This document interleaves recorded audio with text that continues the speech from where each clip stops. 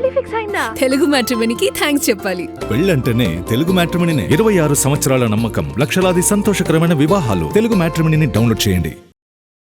టాలీవుడ్ లో చాలా రోజుల తర్వాత పెళ్లి సందడి కనిపిస్తోంది. ఒకరు కాదు, ఇద్దరు కాదు, ఏకంగా 3 జంటలు నెల రోజుల్లోపే పెళ్లి పీటలు ఎక్కబోతున్నాయి. ముహూర్తం సమీపిస్తుండడంతో పెళ్లి పనుల్లో బిజీగా గడుపుతున్నారు. కార్డులు అందిస్తూ కొందరు బిజీ అయిపోతే మండపానికి వెళ్లేదారులు మరికొందరు బిజీగా ఉన్నారు.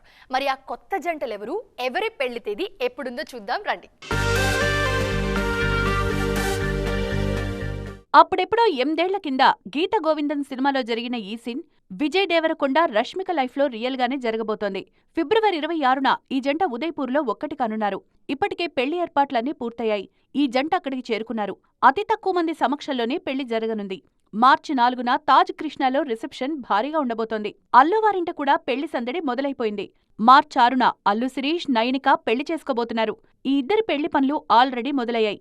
మొన్న చిరంజీవికి, నిన్న పవన్ కళ్యాణ్కు ప్రత్యేకంగా పెళ్లికి ఆహ్వానం పలికారు అల్లు కుటుంబ సభ్యులు. మొన్నీ మధ్య కుటుంబ సభ్యులతో పాటు ఇండస్ట్రీలో స్నేహితులకు పార్టీ కూడా ఇచ్చారు శిరీష్. అల్లు శిరీష్, నయనిక పెళ్లికి ఇండస్ట్రీ నుంచే కాదు, దేశవ్యాప్తంగా పలువురు ప్రముఖులు హాజరు కానున్నారు. ఇక Bigg Boss beauty Punarnavi Bhupalam సైతం మార్చి 20న హేమంత్ వర్మను పెళ్లి చేసుకోబోతున్నారు. ఇప్పటికే నిశ్చితార్థం కూడా అయిపోయింది. మొత్తానికి నెల రోజుల్లోపే తెలుగు ఇండస్ట్రీలో 3 పెళ్లిళ్లు జరగబోతున్నాయి.